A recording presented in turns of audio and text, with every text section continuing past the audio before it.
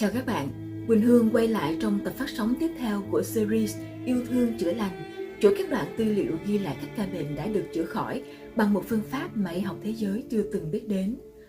Ngoài mục đích chữa lành bệnh tật, trong đó có nhiều căn bệnh nan y vẫn còn là thách thức của y học hiện đại.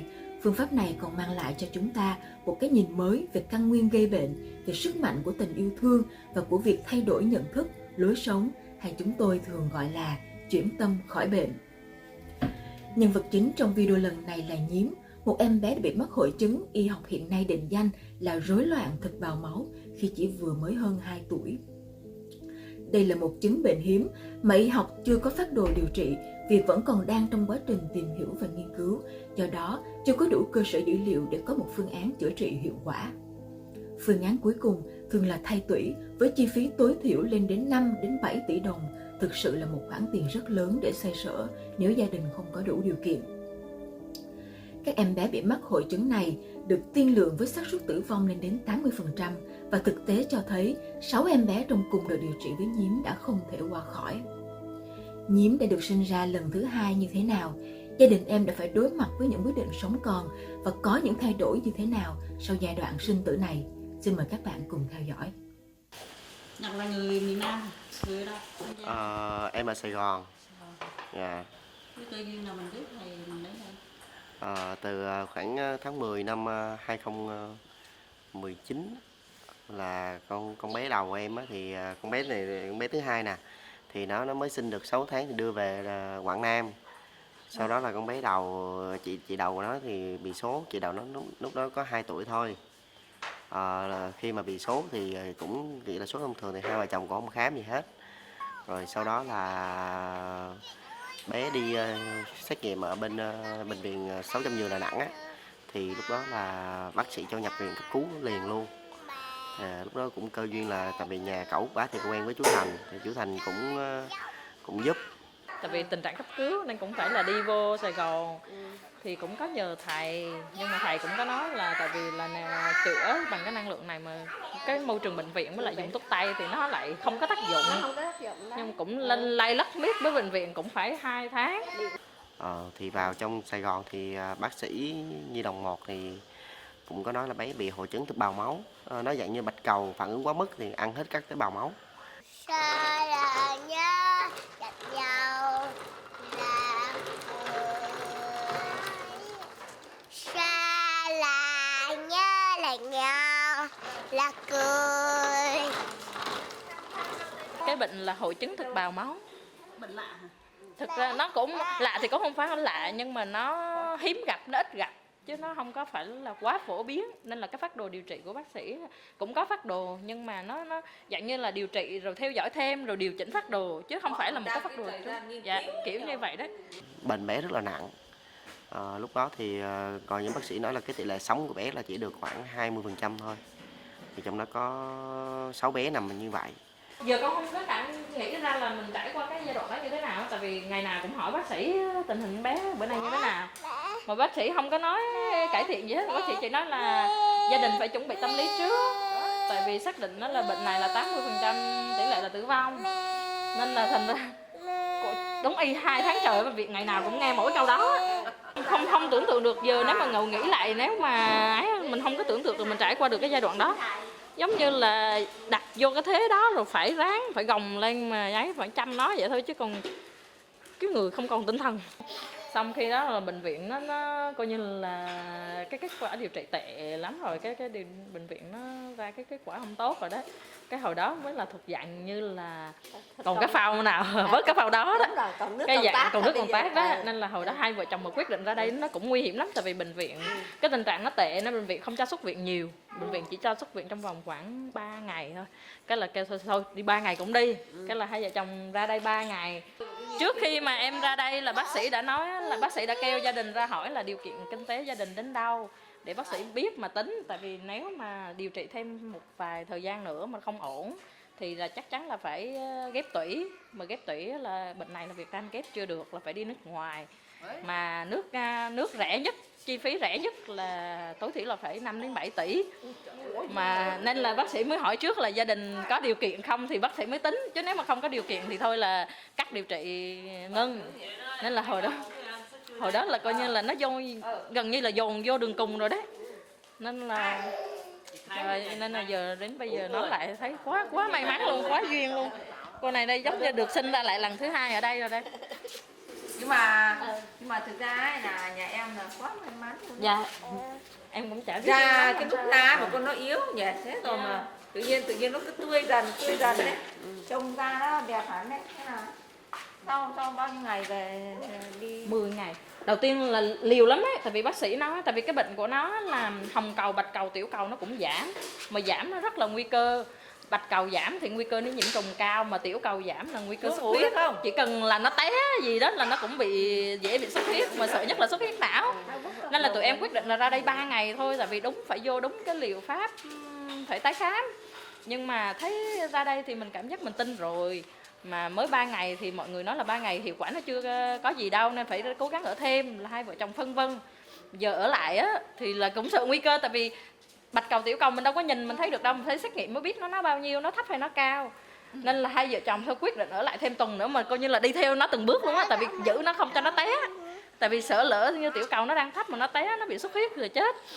Cái là coi như là ở thêm một tuần, một ngày nào cũng hồi hộp mà lo lắng, lo ơi là lo luôn á. Thì khi lúc đó là tại vì lúc đó bé phải sử dụng thuốc ung thư etoposide với lại corticoid liều cao quá, thì mới ức chế được cái miễn dịch của bé. Nhưng mà khi ra thầy thì không còn sử dụng nữa, mà bé vẫn khỏe. Được khoảng 10 ngày là lúc đó là thầy nói là ổn rồi, thôi về xét nghiệm, thì tụi bay cứ về xét nghiệm đi. Thì đó là lúc đó là mình an tâm, tại vì lúc trước đó mà sinh ba đấy, vâng à, đấy cho nên là khi mà vô xét nghiệm lại cầm cái giấy xét nghiệm trên tay coi như là mừng rung luôn á, tại vì là điều trị trong bệnh viện quả 2 tháng trời chưa bao giờ cầm cái kết quả xét nghiệm mà nó cái kết quả nó gần như là bình thường. Nó chưa hẳn là bình thường nhưng mà gần như là bình thường, còn hồi trước đó nó cứ trồi sụt mà nó rất là tệ.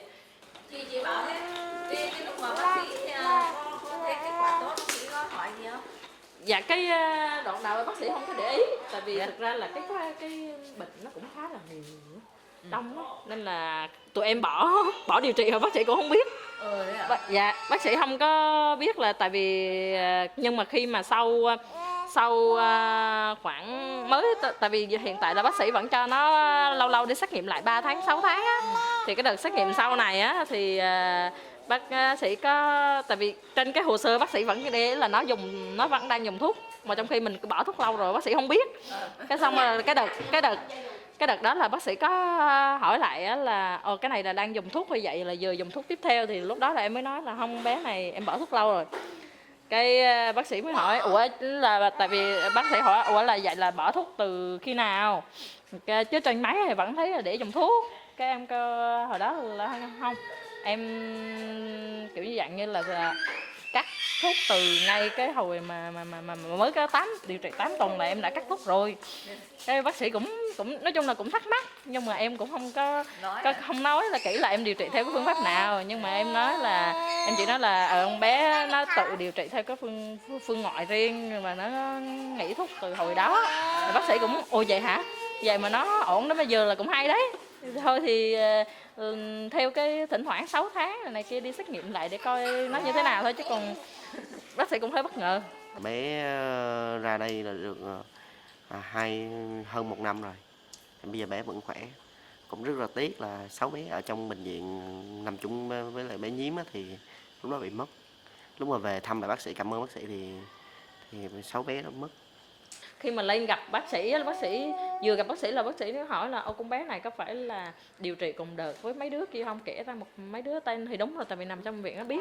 Cái khi mà bác sĩ nói hỏi dạ đúng rồi, con bé có điều trị với mấy đứa đó, bác sĩ nói là mấy đứa đó nó chết mấy đứa, lúc đó là nó chết lần 5 đứa đó.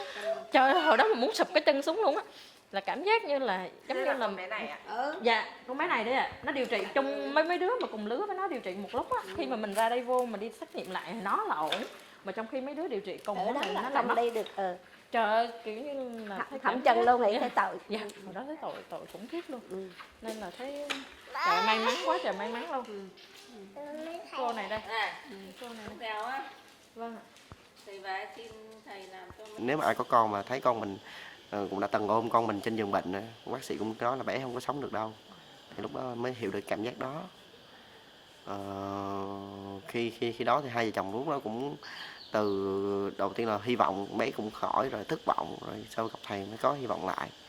Thì bé Nhím giờ rất là khỏe mạnh, nói chung là chơi bé vẫn năng động và chơi rất bình thường.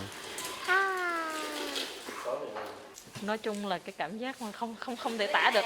Thứ nhất là mình thấy mình hạnh phúc vì con mình may mắn, mà thứ hai nữa thấy thương, thấy tội cho mấy cái đứa mà nó không đủ duyên, không gặp được mà nó mất. Tại vì khi đó là có nói chuyện với thầy cũng khóc, thầy cũng kêu là nếu kiểu như không kịp, không biết trước như vậy á, thì thầy phải cứu luôn cho mấy đứa kia. Thật ra khi mà trải nghiệm một cái khoảng thời gian đó thì mình nghĩ rằng là trước đây á, trước khi mà không biết thầy á, thì cuộc sống nó vẫn diễn ra bình thường thôi. Sau khi biết thầy mình nhận ra được cái vấn đề là cái sự lan tỏa của tình yêu thương của thầy rất là lớn.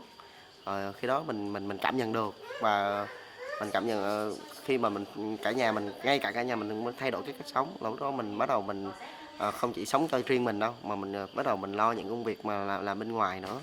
Mình cứ lan tỏa tình thương, 1 lan tỏa 10, 10 lan tỏa 100. Đó mà điều mà thầy mong muốn. Đúng rồi. Thì đây là một cái mà em nghĩ rằng là một cái sự trải nghiệm rất là lớn, mà không phải ai cũng có cơ duyên đâu mà trải nghiệm được như vậy đâu.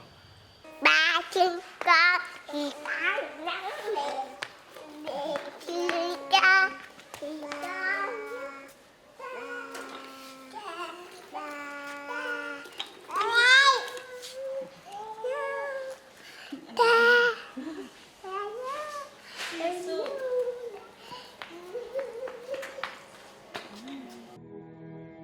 Các bạn vừa lắng nghe chia sẻ của vợ chồng anh Nhật và chị Trâm về hành trình mà cả gia đình đã phải vượt qua khi bé Nhím mắc phải căn bệnh y học gọi là hội chứng rối loạn thực bào máu. Theo như chị Trâm hồi tưởng, đó là những ký ức kinh hoàng khi chị chỉ vừa sinh em bé Thỏ chưa đầy 2 tuần đã phải bôn ba ở bệnh viện để tìm phương cứu chữa cho em Nhím. Trong thời gian 3 tháng ấy, hai vợ chồng anh chị đã vượt qua mọi cung bậc của cảm xúc, từ tiêu cực nhất cho đến vỡ òa hạnh phúc khi em Nhím được chữa lành. Bằng tri thức và trực giác của những người trẻ tuổi ở thời đại mới, hai vợ chồng anh chị đã đặt hoàn toàn niềm tin và cũng như có một cái nhìn đầy đủ về phương pháp chữa bệnh tại Côn Sơn. Từ đó, kiên trì đến cùng để cho em Nhím được xử lý hoàn toàn các triệu chứng cũng như các hệ quả mà căn bệnh của em đã gây ra cho bản thân em. Thông qua câu chuyện lần này, chúng tôi mong muốn đem đến cho các bạn một góc nhìn mới về bệnh tật, một góc nhìn nằm ngoài những gì y học và khoa học thế giới đang tìm kiếm.